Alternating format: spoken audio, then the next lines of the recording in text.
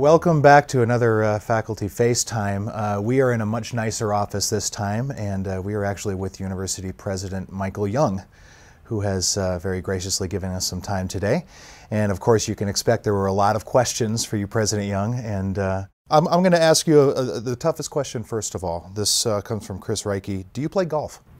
I do not play golf. I did up until up through college, and I remember being in a beautiful course up in Midway one day, and it was one of those beautiful Utah summer days. I mean, just the most extraordinary environment, and everybody was so angry. I thought, this is really a silly game, and I've never gone on a golf course since. Well, here's another question. Joe Sorensen wrote this. Of course, the university has touted itself as one of the premier research universities, institutions of higher learning in the world. His question is, what is the university's status on joining the AAU, that's the Association of American Universities, which is an organization that focuses specifically on research universities? Well, about 60 universities belong to the AAU, and they're very, very good universities. And we have actually looked at the possibility of membership. They select, it's not actually an application process.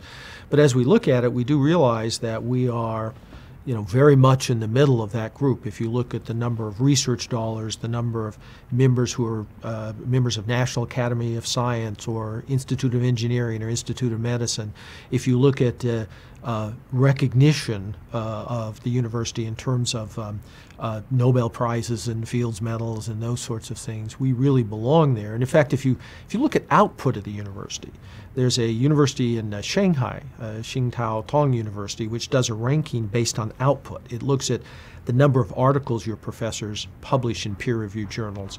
They look at the number of citations to those articles, academy memberships, and so forth.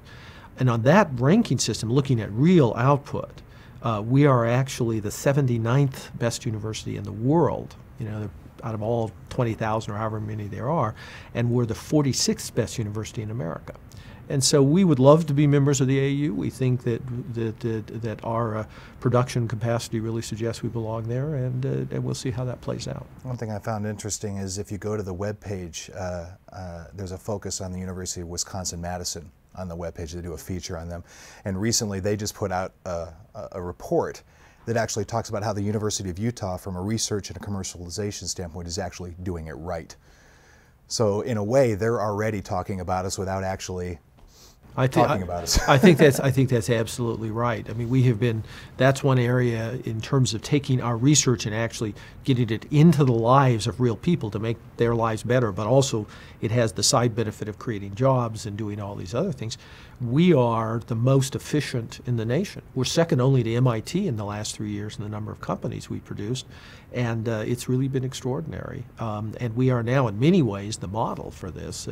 So there are lots of terrific things going on that are getting national recognition here at the U, and we're pleased with that, and we think that will culminate in appropriate levels of recognition. This is from Larry Keister, and he starts out very, very positive. I love the U. So I think we can all agree there. It was the launching pad for my so far successful career. Without the help and motivation provided by the U, I wouldn't be where I am today. So I get a bit defensive when other folks don't seem to know much about how good a school the U is. How do you suggest bringing the U into the public eye more nationally? And I would actually extend that more internationally as well. Well, that's another terrific question. We have been very biblical here at the university in being actually very good at keeping our light hidden under a bushel. And I think the last few years, the recognition that we are beginning to sense from the outside is a function of an increased attempt for us to help people understand what goes on here. But as we've kind of dipped our toes in these waters, we've found that we probably aren't understood or recognized or appreciated for the real quality that's here, even within the state, much less outside of the state, much less internationally.